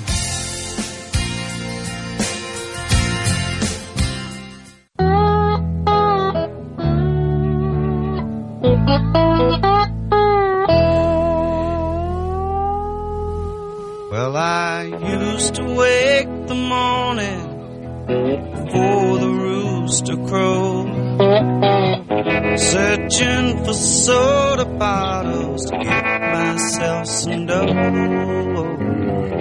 Run 'em down to the corner, down to the country store, cash 'em in and give my money to a man named Curtis Lowe. Back with you. It is Mornings with Richard Cross on SuperTalk Mississippi. Thank you for being with us, for being part of the conversation. C Spire text line, I was 10 years old during the bicentennial celebration, and it was unreal patriotism for an entire year leading up to July 4th, 1976. What year were you born, Lance? Were you born in 76? Okay. Yeah, so I was so, a wee tyke. 2-year-old Lance doesn't remember a whole lot about the bicentennial celebration. No, I do not. I remember 2-year-old stuff, but it isn't that. I remember the bird dogs and don't remember the bicentennial. The important stuff, right? Yeah, exactly. Yeah. Lance sent me an article over the weekend, and this is pretty interesting. The chief executive officers from OpenAI, Anthropic, and Microsoft have come together in agreement that they need help from Congress. In an open letter to congressional leaders asking for more safeguards against a threat that their own technology has helped create. We're talking about artificial intelligence. Dario Amodi, Sam Altman, and Mustafa Suleiman, the CEOs of Anthropic, OpenAI, and Microsoft AI, have signed their names to a public letter to Congress urging the government to screen for the buying and selling of synthetic materials that could be used to create bioweapons. There are dozens of experts in the life sciences and national security fields that have also signed off on the letter. It was put together by the Foundation for American Innovation. That is a conservative-leaning think tank. Specifically, they asked Congress to mandate screening for companies that are selling synthetic DNA and RNA, which the letter's authors argue could be used to create bioweapons with the help of AI. Notably, some of the companies that manufacture these materials, like Twist Bioscience and ANSA Biotechnologies, also signed the letter, signaling that at least part of the industry welcomes regulation. Part of the letter, AI systems are improving rapidly, and alongside incredible benefits to science and medicine, there is a real possibility that the knowledge barriers which have historically prevented bad actors from obtaining biological weapons will meaningfully erode. Companies selling synthetic DNA and RNA already do some screening voluntarily, but they want Congress to go further, making it legally required across the entire industry. Letter also urges Congress to require the companies that sell the synthetic materials to keep records on their orders, as well as exact specifications of the material sold, in an effort to help with potential biosecurity investigations.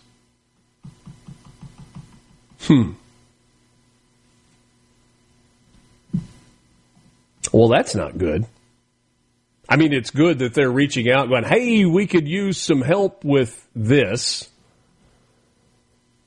Yeah, I mean, the dudes actually creating the bioweapons are going, yeah, man, we need some safeguards here. That's a little worrisome.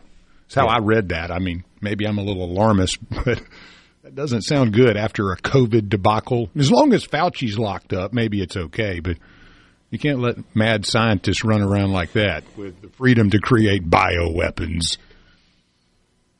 I mean, we are literally fighting a war to try and keep a nuclear weapon, a functional, operable nuclear warhead, from being in the hands of Iran.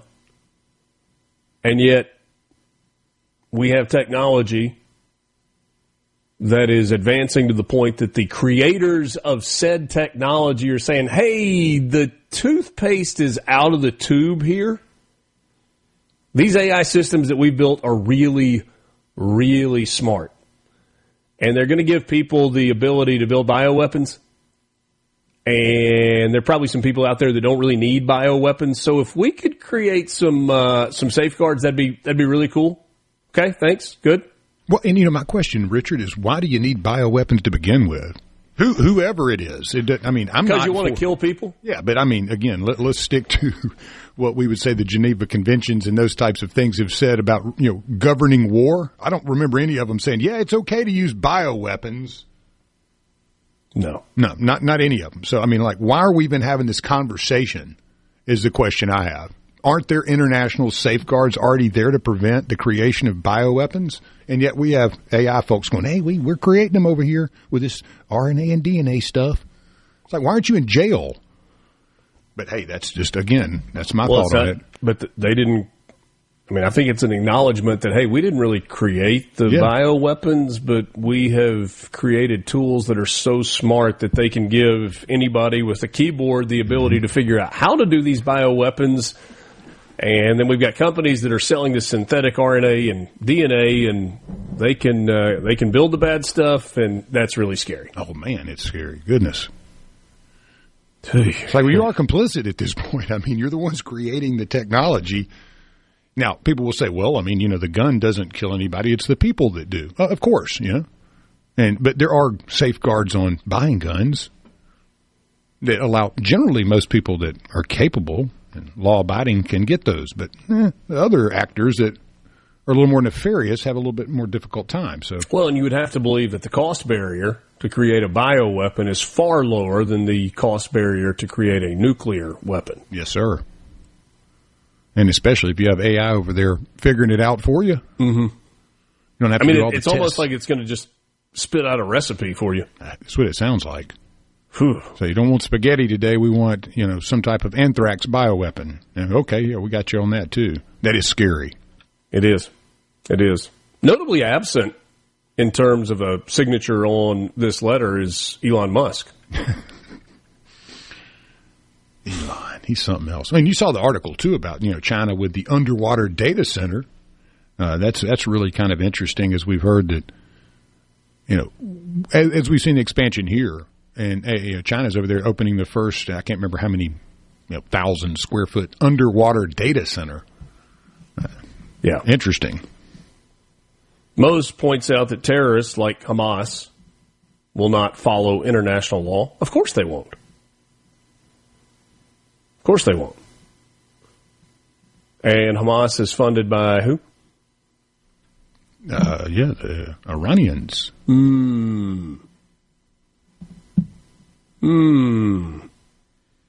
So we're basically saying, hey, this might slip into the hands of bad guys.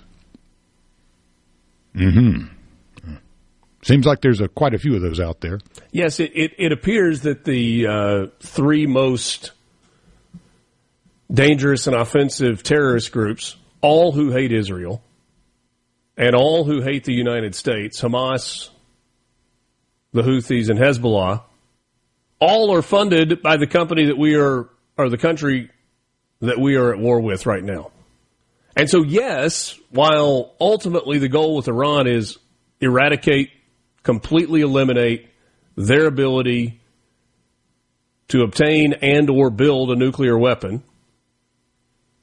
get all the material out, that has to be priority number one. And regime change does not appear to be on the table anymore. The lifting of financial sanctions does not seem to be a great idea. Because when Iran is broke, ultimately they can't fund the Houthis. I should say, when the regime is broke, the IRGC, they can't fund all their proxies. No, you are not putting an Iranian army out there to fight against Israel, but you've got these terror cells that are more than happy to do it as long as the money keeps flowing from Iran. It's part of the reason that the Obama and Biden deal was so bad, was because you unfroze all of those assets. I did see an interesting headline that said the United States, the Treasury, was going to use some of the frozen assets of Iran to allow other Gulf states to have the money to rebuild in the aftermath of the attacks that Iran had on some of its Gulf state neighbors. I'm sure that will be received well by the Iranians. JT Mitchell, the news director with our SuperTalk Mississippi news team, will join us next. We'll talk about some of the headlines here in Mississippi and what we're looking for this week. All that coming up with you next. Mornings with Richard Cross, SuperTalk Mississippi, presented by Community Bank.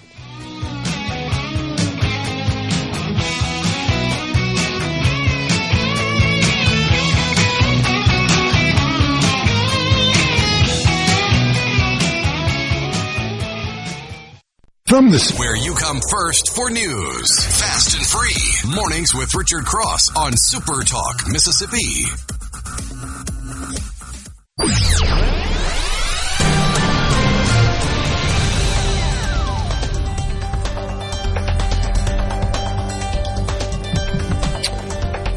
to be with you. Once again, it's Mornings with Richard Cross on SuperTalk Mississippi. JT Mitchell joins us in studio. He is the news director with the SuperTalk Mississippi news team. We are glad to be with you. JT, I made a quick run to Alabama this weekend. I saw that. Went to Auburn, and I was excited as we were leaving town. I needed to fill up my gas tank before heading home late Saturday night, and it's like $3.50 a gallon, which was nice. The average price for a gallon of gas in Mississippi is $3.75. That's across the state, as low as $3.50, $3.49 on the coast, and parts of the state still up around $3.91, close to $4 a gallon. Progress. But it's frustrating when progress is, hey, I'm only paying $3.50 a gallon, when we really wish it was more like $2.50 or less a gallon. I mean, it's hard to believe a year ago the average in Mississippi was $2.63. And then there's people like you and me who last week we saw like a 19-cent decrease in about a week, a few days, and we're like, man, that feels a little bit better. But it is still, like you said, $3.75 a gallon. You know, you talk to the experts. We hear from Don Redmond, Trilby Lundberg, other oil experts. They say there's industry optimism that this conflict in the Middle East between Iran, Israel, and the U.S. will simmer out and an eventual peace deal, if that's what we're calling it, will be made. However, you've been talking some this morning about what all has been happening, But the industry optimism is the reason we've seen this downtick, because this time of year, gas typically does go up, war or not, because of summer demand. More people want to hit the roads, and of course, the people behind the big oil will be like, let's get the price up a little bit. But yeah, it's down a little bit. Like you said, $3.75, about a penny down from last night. You know, Richard, I've been one of these people who, we've been dealing with this since February, and I guess I've been doing it since February. Instead of filling up my entire tank, I put about $20 in and hope the next day will be better. But we're not there yet. Not there yet. Tim in Tupelo on the C Spire text line says $3.35 a gallon in Tupelo this morning. Where? I may make a trip. Yeah. You got to do a little bit of a cost-benefit analysis on that just to make sure that driving the 200 miles or 350 miles round trip to fill up is worth it. But I hear you. Yeah, Costco and Kroger have been my best friend, contingent on which one has the best deal. I've already used my monthly deal at Kroger, so I've been going to Costco. There you go. You do whatever works the best. Be careful. Down there on Highway 49, just south of Jackson, there's been allegations of a Marathon gas station not having full gas. It's watered down. Oh, and that is no bueno. And so this guy, he claims that, what do you call it, when you have to siphon gas out? He said he had to siphon the gas out of his truck because his truck started messing up. And when he got it into a bucket, I saw a video on social media, it just looked watered down, disgusting. And he said the gas station's owner and the gas station's owner's spouse have both blocked his phone number, and I believe he is seeking a legal route against that gas station. Well, we would encourage him to do that, and if that is happening, then those people need to be dealt with swiftly and justly. That's right. Big sports weekend. So many eyes across Mississippi tuned into Super Regionals. Mississippi State and Athens taking on Georgia, Ole Miss at Auburn. Rebels getting it done in 2 games on Friday and Saturday. Mississippi State dropping the Saturday and Sunday games in Athens, and so their season has come to an end. I guess Ole Miss, the only team still playing baseball from the state of Mississippi after what has been a wildly successful postseason from the junior college ranks up through D3, D2, baseball and softball. It's been a really fun postseason for Diamond sports teams from Mississippi. Oh, man, it's been so much fun. I was talking at a dinner party on Friday night. I said, it's good to be out. We were watching baseball because I haven't had a weekend in about 2 months because our teams are just killing it. Softball, baseball, whether you're JUCO, NAIA, D1, D2, D3. It was a great postseason, but one team standing, Ole Miss. And all credit to Mike Bianco and company getting back to Omaha for the first time since 2022. We know how that played out. But I will say, and I actually agree with Henry Barbour, your guest during last hour, that I may have had more fun watching Mississippi State and Georgia this weekend than I did Ole Miss. I mean, I hate the Bulldogs from very Starkville. Different types of games. Oh, so different. I mean, there was like 25 combined home runs in the two games, most in a decade, super regional-wise. But Saturday's game, that 13-12 game, I just never knew who was about to hit a home run. I mean, I had no idea who was going to win.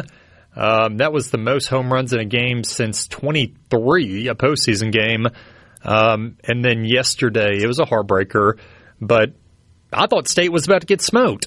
And then you have back-to-back-to-back home runs, Ace Reese, Noah Sullivan, and Jacob Parker. Phew, we had a ball game, right? Unfortunately, extra innings got the best. But that Georgia team is stout. I will not be shocked if they somehow win the Natty. The thing is, Georgia's going to hit. You can get them, but you got to hit better. Pitching's kind of out of the picture here, you know? Well, that's the thing that's interesting when you look at Ole Miss's run through the postseason so far, and you look at kind of compare it to scores across the country. Ole Miss has played a bunch of relatively low-scoring games. I mean, there was a 7-6 win in the Lincoln Regional, but Ole Miss wins 6-4 and 5-3, and it's pitching and timely hitting that has been the difference for the Rebels over the last couple of games. Expect a pitcher's duel when Ole Miss meets North Carolina on Friday in Omaha at the College World Series. Official times will be announced later today.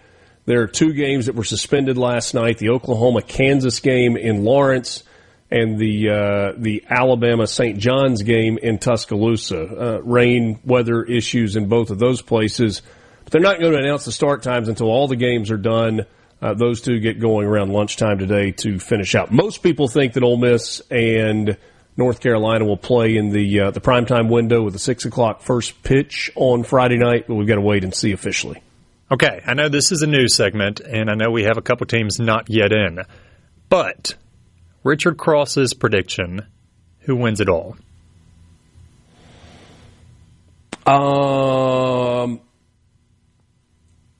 If Ole Miss wins against North Carolina in Game 1 on Friday, I think the Rebels will be in the championship series on that left side of the bracket.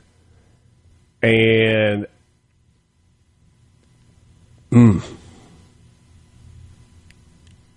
that right side of the bracket gets a little murky. I mean, you're talking about 4 SEC teams over there? 5 total SEC teams in, so you'd have, Alabama, if they win today, and Oklahoma, and Texas, and Georgia. You know what? Why not? I'll be a homer and say, hey, the Rebs are hot, and let those 4 SEC teams beat the heck out of each other on the right side of the bracket and see if Ole Miss can get through. I was actually thinking through this last night. I was like, what's the path? I think it's exactly what it was for Ole Miss back in 2022. I think they beat North Carolina. I think they beat either West Virginia or Troy in that second game to get to 2-0 and get an extra day off. I think they lose and then win in the game that gets to the championship series, and then we'll see what happens there. And Ole Miss is in a good position, being away from the rest of the SEC. Yeah, in my opinion.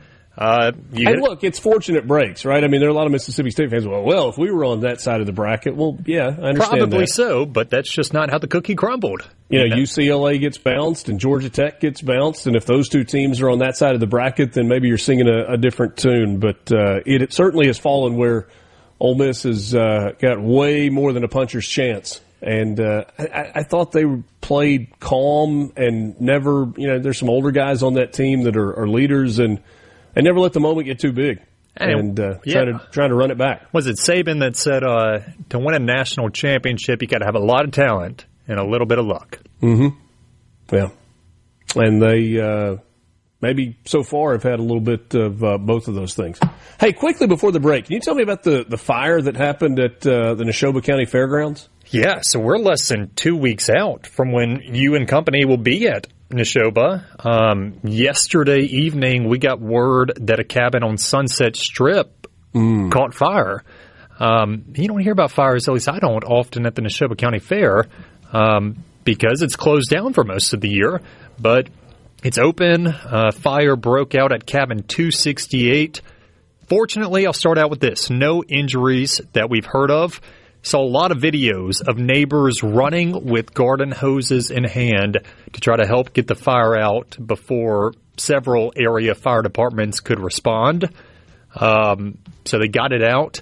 Don't know the extent of the damage as it is an ongoing story, but the Neshoba County Fair has issued a statement saying this is why we have rules. Please do not break them. Yeah. Well, and the really scary thing is those cabins are so close together, a cabin fire could quickly turn into a multi-cabin fire and really have a bad situation. So hopefully all is well on that front. We're back with JT right after this. From the Venable Glass. Where you come first for news. Fast and free. Mornings with Richard Cross on SuperTalk, Mississippi. Substitution, mass confusion, clouds inside your head. Involving all my energies until you visited. Back with you, Mornings with Richard Cross. Always love these when we talk about fuel prices. You start sending us messages. Tim in Tupelo said the Murphy across from Walmart on West Main in Tupelo is at $3.35 a gallon. Arlen in Wayne County says the Shell on 16th at I-59 in Laurel is at $3.43 a gallon. And somebody says they bought gas in Kentucky yesterday for $2.99 a gallon. I'm already workshopping the analysis. Is it good for me to get to Kentucky, get some gas, and get back? Well, how long are you going to stay? You're just coming straight back?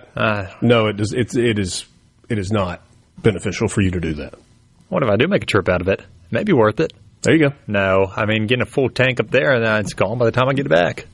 So much conversation, JT, over the last couple of years about advances in K through 12 education, reading scores, math scores for Mississippi kids. We got some news on that front?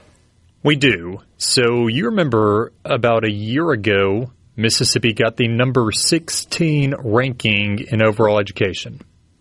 You recall that? Yeah. I mean, that's something that officials yes, I do. have been touting. And that was from the Annie E. Casey Foundation's Kids Count data book. Okay. Year goes by, we get the 2026 edition today. You want the good news or the bad news, Richard? Give me the bad news first.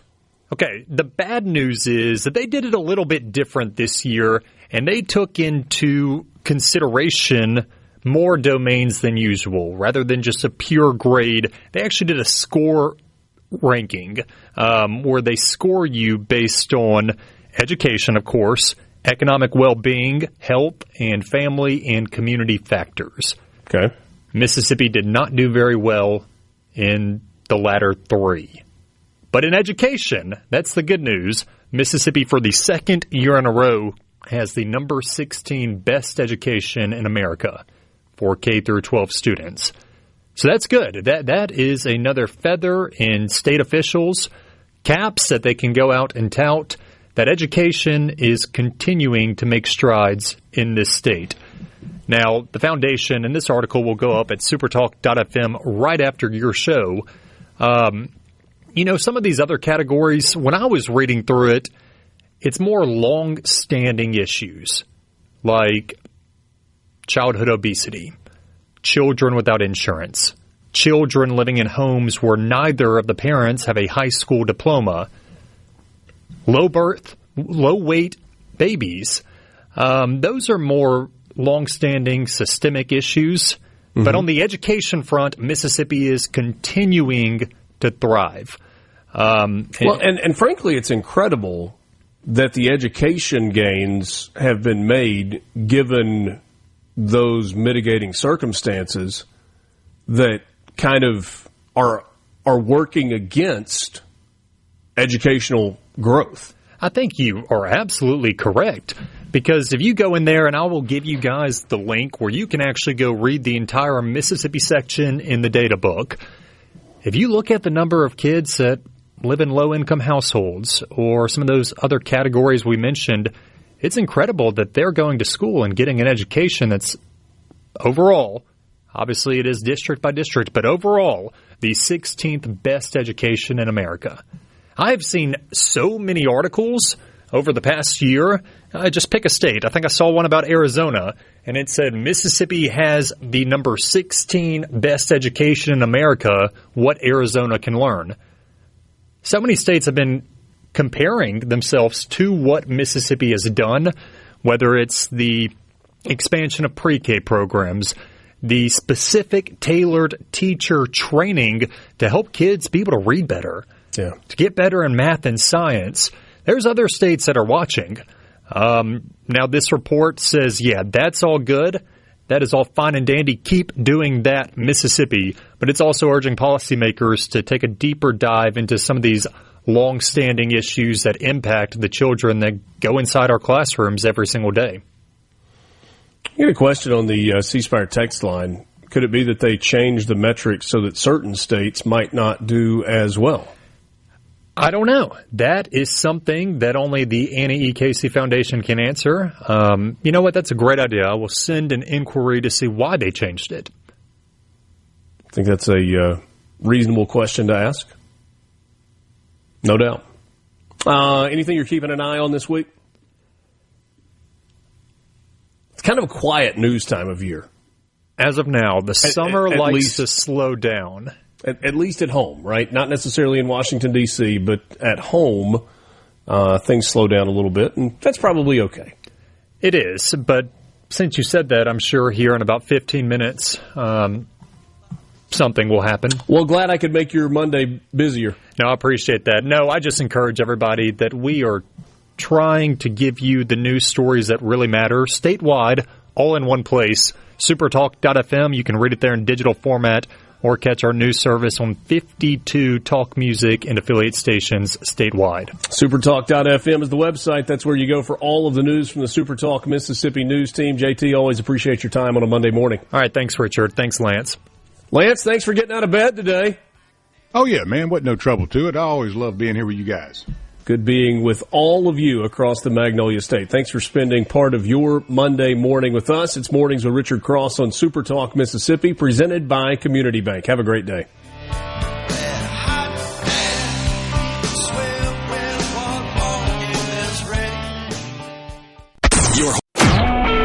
A Super Talk Mississippi media production.